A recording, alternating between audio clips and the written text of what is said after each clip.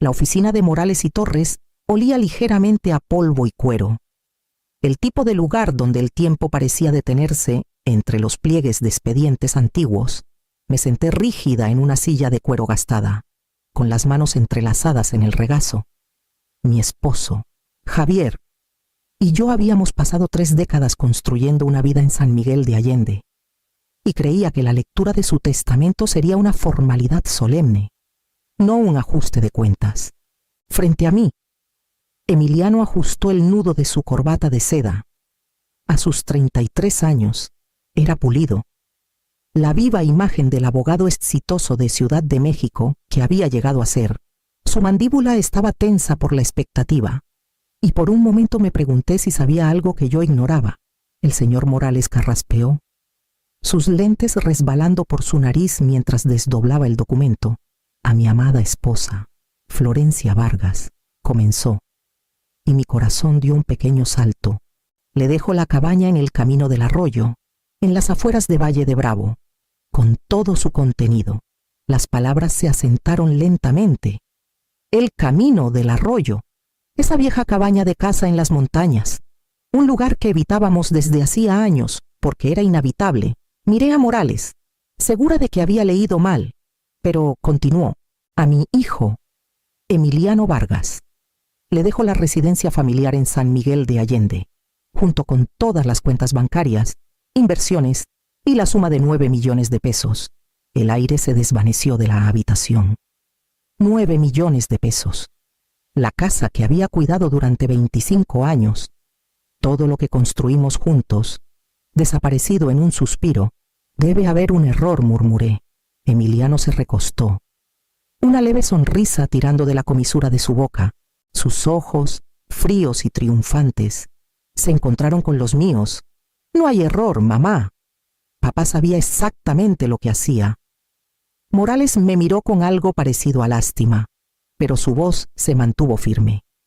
Los términos son claros, señora Vargas. Su esposo fue explícito.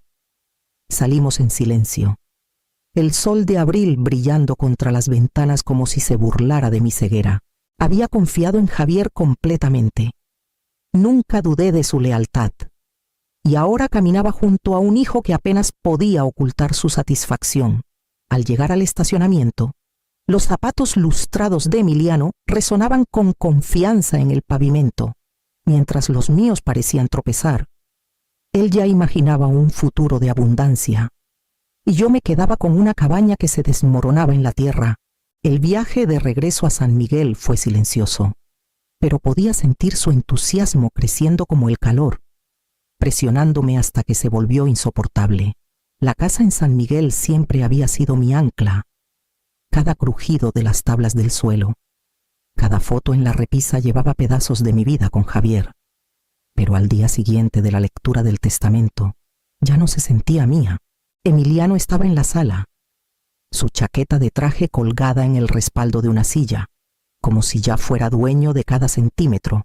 «Necesitas desalojar para la próxima semana», dijo, su tono casual, como si hablara de una fecha límite de trabajo. Me quedé helada, aún sosteniendo la taza de té que había servido esa mañana. Desalojar esta ha sido mi casa durante 25 años. No titubeó. Y ahora es mía. Tienes la cabaña. Te las arreglarás. Su voz se endureció al añadir: «Vete a vivir con los marranos, pobre vieja». Las palabras cortaron más hondo que el testamento mismo. Mi propio hijo, el niño al que cuidé durante fiebres invernales, ahora me hablaba como extraño. Dejé la taza antes de que mi mano traicionara mi temblor. Esa noche comencé a empacar. Doblé ropa en 2 maletas, cuidadosa de elegir solo lo imprescindible. Cuando alcancé el juego de té de porcelana que mi madre me había dado, Emiliano apareció en la puerta. «Eso no», dijo con frialdad.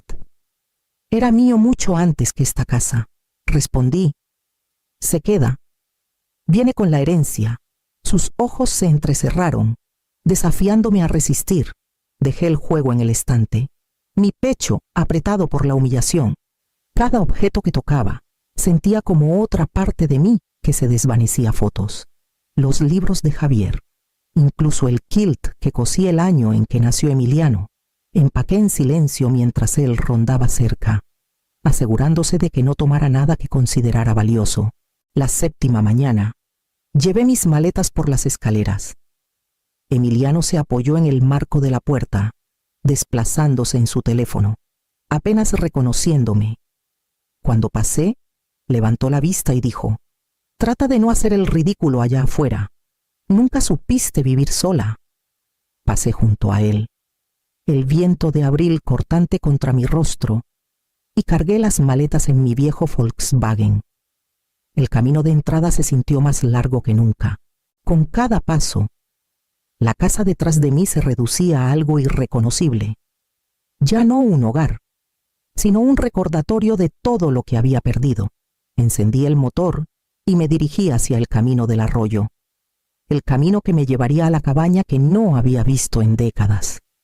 El camino al arroyo empequeñecía con cada kilómetro, cambiando pavimento liso por grava, luego grava por tierra entre encinos y pinos que apenas despertaban en primavera. Mi viejo Volkswagen traqueteaba mientras subía el último tramo, las ramas rozando los lados como dedos huesudos. Cuando la cabaña finalmente apareció, se veía aún peor de lo que mi memoria permitía. El tejado se hundía, como si la casa misma estuviera cansada de sostenerse. Una ventana estaba rota, su vidrio destrozado hace tiempo. El porche se inclinaba, la baranda faltante en partes. Javier había heredado el lugar de su padre, pero siempre lo descartamos como demasiado costoso para reparar, demasiado lejos del pueblo para ser útil. Ahora era todo lo que tenía. Empujé la puerta con el hombro y una ola de moho y humo de leña me golpeó. Partículas de polvo flotaban en la luz pálida, posándose en tablas deformadas que crujían bajo mi peso, sin plomería, sin electricidad, solo una estufa oxidada en la esquina y un colchón devorado por ratones. Aún así, dejé mis maletas. El eco de su golpe respondió con silencio. Esa noche, extendí una manta vieja en el suelo y me quedé mirando por un agujero en el tejado. Las estrellas brillaban en el cielo, frías e indiferentes. Me envolví más en la manta, pero el frío se metió en mis huesos. El sueño no trajo consuelo, solo recuerdos. Emiliano a los 7, jadeando por otro ataque de asma mientras yo velaba junto a su cama, contando sus respiraciones hasta el amanecer. Emiliano a los 12, molesto por perderse partidos de fútbol porque insistía en que llevara su inhalador. Emiliano a los 18, cruzando el escenario de graduación, con un traje que compré de segunda mano, su rostro brillando de orgullo, mientras yo aplaudía hasta que me dolieron las manos. Había renunciado a una carrera que amaba, enseñar historia en el colegio comunitario, para estar en casa cuando él me necesitara. Javier dijo que era lo mejor, que nuestro hijo necesitaba estabilidad. Acepté, creyendo que el sacrificio era el lenguaje del amor. Ahora, el niño alrededor del cual construí mi vida me había desterrado. Las lágrimas rodaron por mis mejillas, empapando el borde de la manta. Por primera vez desde la muerte de Javier, lloré sin contenerme, el sonido rompiéndose contra las paredes vacías, pero bajo el dolor quedaba una chispa terca. No dejaría que la crueldad de Emiliano me terminara. Cuando amaneció, la luz pálida se derramó sobre el suelo arruinado. Me senté y miré el tejado hundido con nuevos ojos. Si esta cabaña era todo lo que me quedaba, encontraría una manera de hacerla sostenerse de nuevo. Los días en el camino del arroyo se difuminaban en un ritmo de tareas y silencio. Barrí el polvo de las esquinas, tapé grietas con trapos y acarreé agua del arroyo, pero el peso más duro no venía del trabajo, venía del teléfono que ya no sonaba.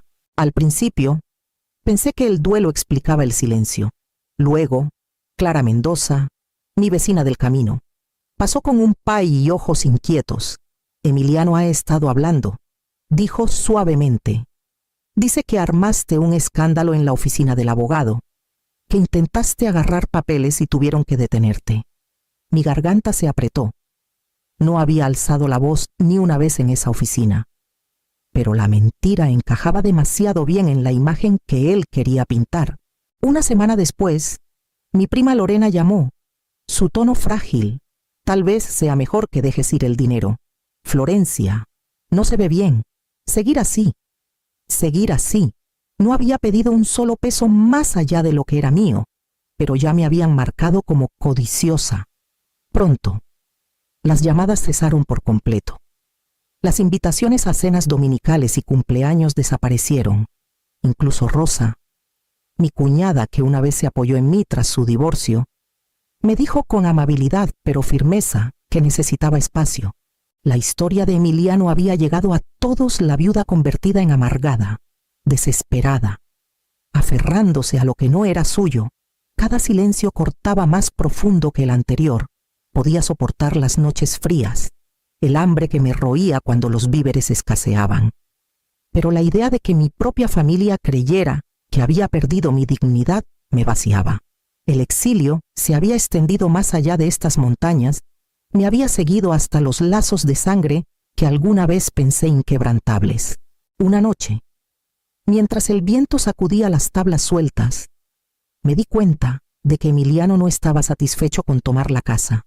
Estaba tomando mi lugar en la historia familiar. El porche se había convertido en mi pequeño proyecto, un lugar para estabilizar mis manos cuando el duelo amenazaba con sobrepasarme. Una tarde, mientras levantaba una tabla suelta para reemplazarla, mi palanca se enganchó en algo metálico incrustado profundamente en la madera. Al principio, pensé que era un clavo, pero al jalar con más fuerza, un objeto pequeño cayó ruidosamente sobre las tablas polvorientas. Era una llave pesada, de latón, fría contra mi palma. Extraños símbolos estaban grabados en su cuerpo, no letras, sino figuras que parecían casi talladas a mano. La giré. Su peso extrañamente deliberado, como si hubiera estado esperándome. La curiosidad me llevó al sótano. El aire allí era húmedo, lleno del olor a tierra y moho. Barrí mi linterna por las paredes de piedra cubiertas de musgo. Los rayos atrapándose en telarañas que colgaban como encaje viejo. En una esquina, medio oculta por un estante deformado, había un contorno cuadrado en la pared que nunca había notado. Aparté el estante, y allí estaba una pequeña puerta de metal, no más grande que una caja de pan. Su cerradura grabada con los mismos símbolos extraños que la llave. Mi pulso se aceleró cuando la llave encajó y giró con un chasquido nítido. La puerta crujió al abrirse, revelando una cavidad estrecha.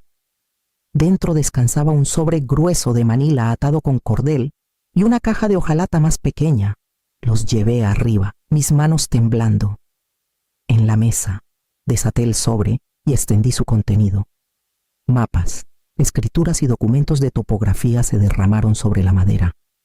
Las palabras saltaron hacia mí: derechos minerales, límites de extracción, 200 hectáreas valle del arroyo.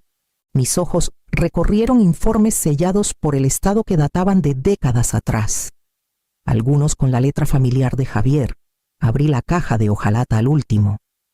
Dentro, doblada cuidadosamente, había una carta dirigida a mí. Mi aliento se detuvo al ver su letra. Mi querida Florencia, comenzaba, si estás leyendo esto, entonces sabes que elegí un camino que debió parecerte cruel. Emiliano heredó la casa y el dinero porque sabía que los despilfarraría. Pero la cabaña, este lugar que ves como sin valor, guarda lo que importa. La tierra debajo de ella es tuya. Aseguré los derechos hace años durante mi trabajo forestal. Nunca se lo dije a Emiliano, porque habría intentado quitártelos. Confío en ti, Florencia. Siempre supe que tenías la paciencia y la fuerza para descubrir lo que yace bajo estas colinas. El papel se emborronó mientras las lágrimas brotaban. Mi exilio no era un castigo, era una preparación. Y escondido en este valle olvidado, había algo que podía cambiarlo todo. La semana siguiente manejé a Morelia con los documentos cuidadosamente guardados en mi bolso. El viaje se sentía peligroso, como si en cualquier momento Emiliano pudiera aparecer y exigir saber qué llevaba. Me repetía que él no tenía idea de que la cabaña era más que madera y polvo. Carlos Rivera, un abogado recomendado por una vieja amiga. Me recibió con la profesionalidad serena de alguien que había visto familias destrozadas por menos. Su oficina olía a cedro y tinta, su escritorio ordenado con pilas de archivos. Cuando extendí los papeles de Javier ante él, ajustó sus lentes y se inclinó, con los ojos entrecerrados en concentración. «Esto es extraordinario», murmuró. Hojeando mapas topográficos y escrituras firmadas, Javier aseguró derechos minerales sobre el Valle del Arroyo 200 hectáreas. Si leo correctamente, y estas firmas son inatacables, están completamente a su nombre. ¿Señora Vargas? Sentí el suelo moverse bajo mis pies. ¿Qué significa eso exactamente? Significa que su hijo no puede disputarlos, dijo con firmeza. Fueron registrados por separado de su herencia, legalmente. Esto es suyo y solo suyo. El alivio casi me quitó el aliento. Durante semanas me había sentido como un fantasma, descartada y borrada. Ahora, aquí estaba la prueba de que Javier no me había abandonado. Me había confiado algo mucho mayor. Por insistencia de Rivera, contraté a un geólogo independiente. El doctor Martín Salazar llegó con botas embarradas, cargando equipo que resonaba mientras lo subía por la ladera. Durante 3 días inspeccionó la tierra, tomando muestras, midiendo crestas, caminando por el valle como si escuchara la tierra misma. Cuando me entregó su informe, sus ojos brillaron. Su propiedad está sobre depósitos de cuarzo de alta calidad, con vetas significativas de amatista y lo más prometedor turmalina verde. Conservadoramente, los derechos podrían valer entre 10 y 15 millones de pesos, tal vez más con una extracción cuidadosa. Miré las cifras. El peso del número era pesado pero extrañamente liberador. Los 9 millones de Emiliano ahora parecían más pequeños, frágiles comparados con lo que yacía silenciosamente bajo estas colinas. Esa noche, me senté en la mesa de la cabaña con la carta de Javier a mi lado. Él sabía que Emiliano quemaría su fortuna. Sabía que yo soportaría lo suficiente para encontrar esto. Había confiado no solo en mi supervivencia, sino en mi paciencia. Por primera vez desde su muerte, sentí más que duelo. Sentí poder, y lo mantendría cerca, en silencio, hasta que llegara el momento de usarlo. Las noticias de Emiliano llegaron mucho antes de que pusiera un pie cerca de la cabaña.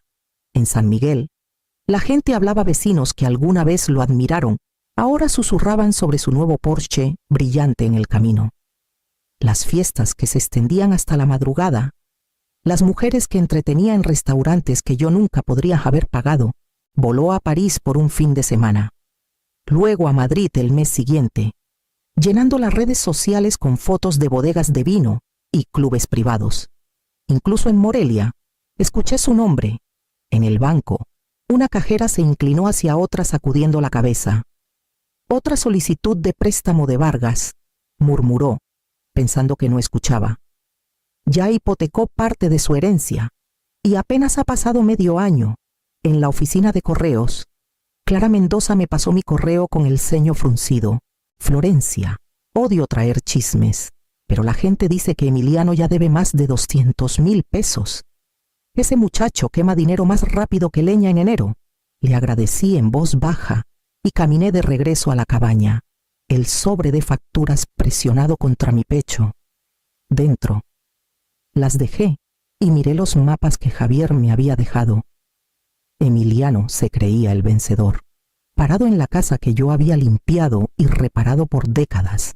Pero mientras él se ahogaba en lujos, yo aprendía paciencia, la que Javier había confiado en que mantendría. La ironía no se me escapaba. Mi hijo, que una vez me acusó de no contribuir, se estaba vaciando con deudas que no podía pagar, y yo, la viuda descartada, tenía el único activo que él no podía ni tocar ni imaginar. Era solo cuestión de tiempo antes de que su mundo brillante comenzara a romperse, y sabía a dónde vendría cuando lo hiciera. El sonido de llantas sobre grava rompió la quietud de la tarde. Miré por el marco torcido de la ventana de la cabaña y vi un sedán maltrecho avanzando por el camino. Desaparecido estaba el Porsche brillante que alguna vez fue el orgullo de Emiliano. Este coche parecía prestado, cansado y fuera de lugar. Salió lentamente, con los hombros encorvados, sus trajes caros cambiados por una camisa arrugada que colgaba suelta en el cuello. Por un momento solo se quedó allí, mirando la cabaña como si pudiera tragárselo. Luego tocó, más suave de lo que nunca le había oído. «Mamá», dijo cuando abrí la puerta, su voz cruda. «Necesito tu ayuda».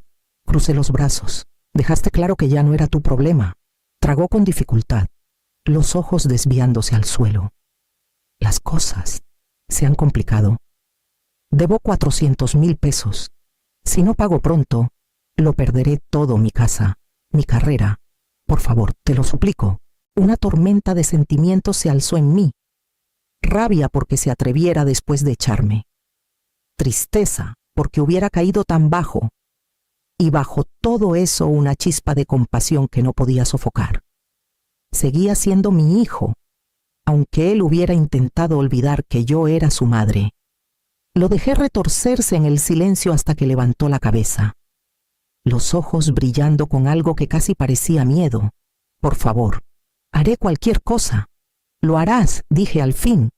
«Te prestaré lo que necesitas, pero no será un regalo. Me lo pagarás, con un 5% de interés, en 10 años. Cada sábado vendrás aquí a trabajar trabajo manual, sin excusas, y escribirás una carta de disculpa por las mentiras que difundiste, para leerla en voz alta en nuestra próxima reunión familiar». Su rostro se descoloró. Por un momento pensé que se negaría, pero luego sus hombros se hundieron. «De acuerdo». Firmó los términos en mi mesa de cocina, con manos temblorosas. Por primera vez en años, el poder había cambiado y tenía la intención de usarlo sabiamente. El primer sábado que vino, Emiliano llegó en jeans y una sudadera vieja.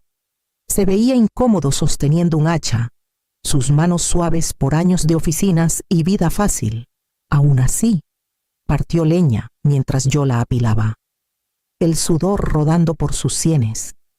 Semana tras semana regresó reparando la cerca hundida, acarreando maleza, incluso limpiando la estufa ennegrecida por el hollín.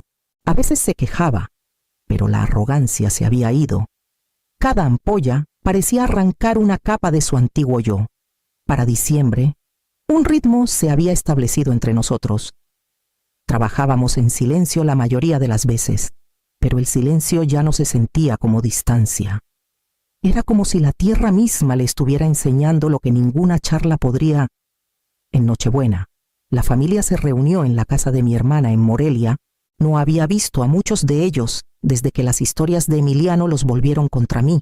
Rostros que alguna vez desviaron la mirada, ahora me estudiaban con curiosidad cautelosa. Emiliano se paró frente a ellos sosteniendo una hoja doblada, su voz temblorosa. «Necesito decir la verdad», comenzó. «Mentí sobre mi madre. Nunca atacó a nadie. Nunca pidió dinero. Dije esas cosas para proteger mi orgullo, pero lo único que hice fue destruir su reputación. Ella sacrificó todo por mí, y yo le pagué con crueldad». La sala quedó en silencio, roto solo por el crujido de su papel. Cuando terminó, nadie habló por un largo rato. Luego Lorena, que alguna vez repitió sus mentiras, cruzó la sala para tomar mi mano. Otros la siguieron, murmullos suaves de disculpas, por primera vez desde la muerte de Javier. Sentí mi dignidad restaurada no por el dinero o las escrituras ocultas, sino por la verdad finalmente dicha en voz alta. Cuando nos fuimos esa noche, Emiliano caminó detrás de mí, los hombros inclinados. Ya no el vencedor, sino el penitente. Un año después de que el testamento de Javier me despojara de todo lo familiar, abrí la puerta principal de una hacienda encaramada sobre el lago de Pátzcuaro. Las paredes de adobe blanco brillaban al sol, y el amplio porche miraba hacia el agua que se extendía hacia las montañas. Era tranquila, pacífica y completamente mía. Había invitado a Emiliano a tomar un té, no por obligación, sino porque quería que viera lo que la paciencia había construido. Cuando llegó, bajó de un sedán modesto, viéndose más pequeño de lo que recordaba. Sus ojos se abrieron al contemplar la casa. «Mamá», susurró. «¿Cómo? ¿Cómo es esto posible?» Serví el té lentamente, dejando que el silencio se asentara entre nosotros antes de responder. «¿Recuerdas la cabaña que pensaste que era un castigo? Tu padre sabía lo que hacía. Los derechos minerales bajo el valle del arroyo valían más que todo lo que te dejó». Emiliano miró fijamente, la boca entreabierta pero sin palabras. Se dejó caer en una silla, el asombro suavizando los bordes afilados de su rostro. «Despilfarraste 9 millones en menos de un año». Continué suavemente, pero yo esperé, escuché, y usé lo que él me confió sabiamente. Esta casa no es solo ladrillo, y madera es la prueba de que la disciplina sobrevive a la arrogancia. Bajó la mirada, y por una vez no quedó desafío. En ese silencio no sentí necesidad de regodearme. La verdad era suficiente. Mirando hacia el lago, pensé en Javier. Nos conocía demasiado bien el hambre de Emiliano por triunfos fáciles y mi voluntad terca de soportar. La riqueza, me di cuenta, nunca estuvo en los números. Estaba en la fuerza para sobrevivir a la traición y aún así levantarse. Y esa era una herencia que nadie podía quitarme.